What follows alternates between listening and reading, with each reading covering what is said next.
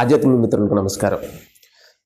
మనం స్టార్ట్ చేసినటువంటి ఛానల్ పేరు మౌనం ధ్యానం అని పెట్టడానికి మూలమైనటువంటి కారణం ఏమిటి అంటే, ఆధ్యాత్మికమైనటువంటి సాధనలన్నింటికీ కూడా ఈ మౌనం ధ్యానం అనేటువంటి విషయాలే మూలమైనటువంటి విషయాలు.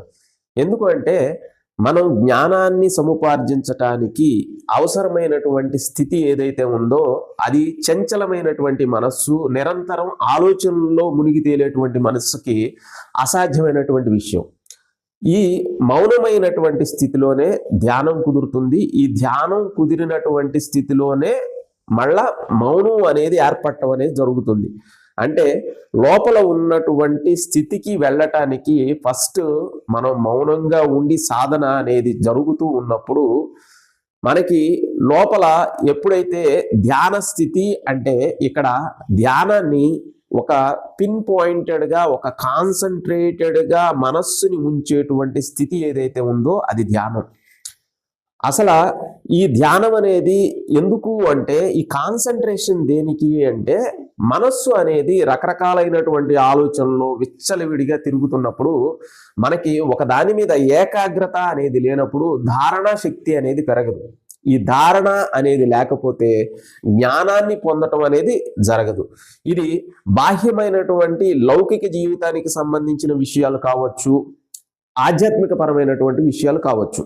కాకపోతే భౌతికమైనటువంటి జగత్తులో ఉన్నటువంటి విషయాలన్నీ కూడా స్థూలమైనవి కాబట్టి వాటిని గ్రహించడానికి అంత పెద్దగా శ్రమ పడాల్సిన అవసరం ఉండకపోవచ్చు. కానీ ఆధ్యాత్మికమైనటువంటి జగత్తుకు సంబంధించినటువంటి విషయాలు చాలా సూక్ష్మమైనవి.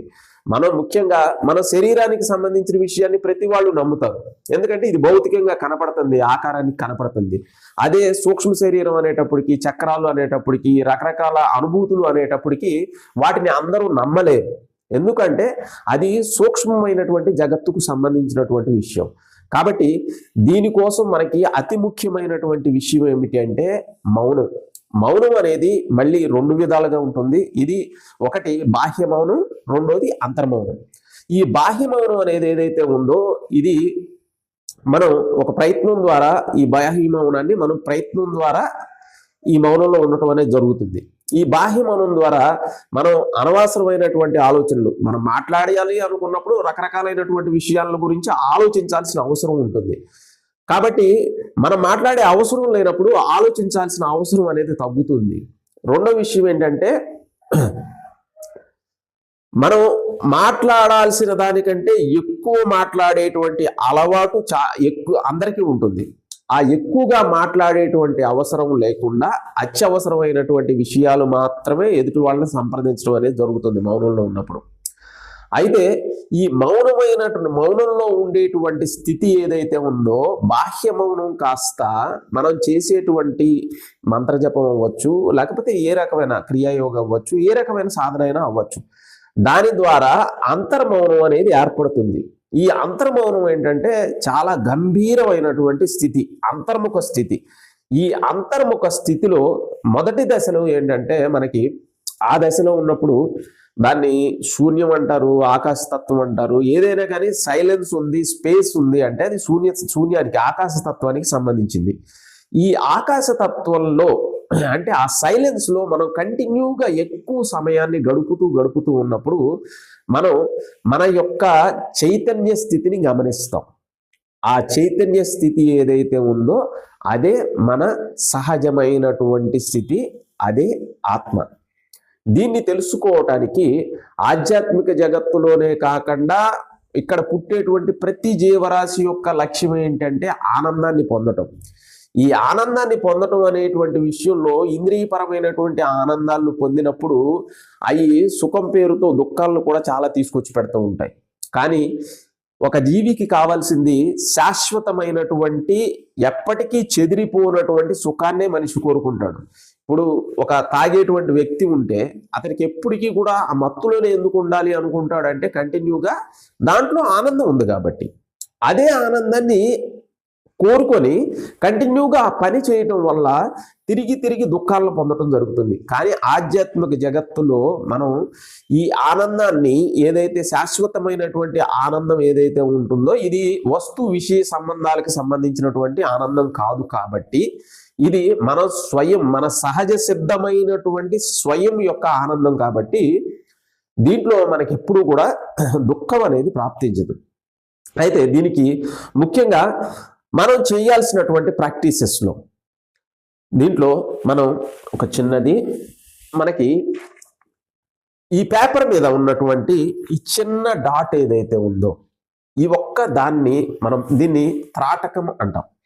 ఈ త్రాటకం అనేటువంటి దాన్ని మనం సాధన చేయటం ద్వారా మన యొక్క ఏకాగ్రత స్థితిని బాగా పెంపొందించుకోవచ్చు. ఈ ఏకాగ్రత స్థితిని ఎలా పెంపొందించుకోవాలి అంటే, మనకి ఏదైనా ఒక గోడ లాంటి దానికి ఇది స్టిక్ చేసి మన ఐ లెవెల్కి మనకి సమాంతరంగా ఉండేటట్టుగా చూసుకొని కంటిన్యూగా రెప్ప పడకుండా కంటిన్యూగా చూడాలి. కంటిన్యూగా ఈ డాట్నే చూడాలి. మనం చూసేటప్పుడు ఈ చుట్టుపక్కల ఉన్నటువంటి వైట్ పేపర్ మొత్తం కనపడతా ఉంటుంది. స్టార్టింగ్లో అసలు డాట్ కనపడదు, వైట్ పేపరే కనపడతా ఉంటుంది. తర్వాత మళ్ళీ కాన్సన్ట్రేటెడ్గా దాంట్లోకి వస్తున్నప్పుడు మనకి ఎప్పుడూ కూడా ప్రయాణం దీంట్లో ఎలాగంటే, మీరు డాట్ని కంటిన్యూగా గమనిస్తూ వెళ్తూ ఉంటే దాంట్లోనే మీకు ఒక కొత్త ప్రపంచం అనేది ఓపెన్ అవుతుంటుంది. ఈ కొత్త ప్రపంచం అంటే ఇది అభూత కల్పన కాదు, సూక్ష్మమైనటువంటి ప్రపంచం అనేది దీంట్లోనే ఓపెన్ అవుతుంది. అయితే ఇది మొదటి ప్రయత్నంలో దీని మీద చేస్తాం, తర్వాత వేరే మనం చేసేది ఒక దీపం మీద దాని మీద తర్వాత చేస్తాం. దీనికి మనం చేసేటువంటి సాధనలకి సంబంధం ఏమిటి అంటే, ముఖ్యంగా దీని మీద ఎప్పుడైతే మనకి ధారణ శక్తి పెరుగుతుందో, ఏకాగ్రత విపరీతంగా పెరిగినప్పుడు ఆలోచనలన్నీ కూడా తొలగిపోయి కేవలం ఆ యొక్క డాట్ మీదే ఉండేటువంటి స్థితి ఏర్పడుతుంది. ఇదే స్థితి మనం ఉన్నటువంటి ఏకాగ్ర స్థితి ఎప్పుడైనా సరే కత్తి అనేది ఉంది అంటే దాంతో కూరగాయలు కోయచ్చు, పీకలు కూడా కోయచ్చు. సేమ్ మనకు ఉన్నటువంటి ఏకాగ్రత శక్తిని మనం దేనికి వాడుతున్నాము అనేది ముఖ్యమైనటువంటి విషయం. ఇది బాహ్య త్రాటకం అంటాం. యాక్చువల్గా ఇది బాహ్యంగా చూస్తున్నాం దీన్ని, కానీ ఇదే ఏకాగ్రతని మనం లోపలికి తిప్పితే శాంతిగా, అంటే ఆలోచన లేనటువంటి స్థితిలో మనల్ని మనం తెలుసుకోవటానికి చాలా సులభమైనటువంటి మార్గంగా మన మనస్సు అనేటువంటి దాంట్లో ఎటువంటి కదలిక లేకుండా మనకి ఆ సైలెన్స్లో మనం కామ్గా ఉండేటువంటి స్టేట్లో మనల్ని మనం తెలుసుకోవటం అనేది జరుగుతుంది. కాబట్టి మనకి అతి ముఖ్యమైనటువంటి మెట్టు ఏంటంటే మనకి మౌనం, ధ్యానం. ఈ వీడియో నచ్చినట్లయితే ఖచ్చితంగా లైక్ చేయండి, షేర్ చేయండి, సబ్స్క్రైబ్ చేయండి.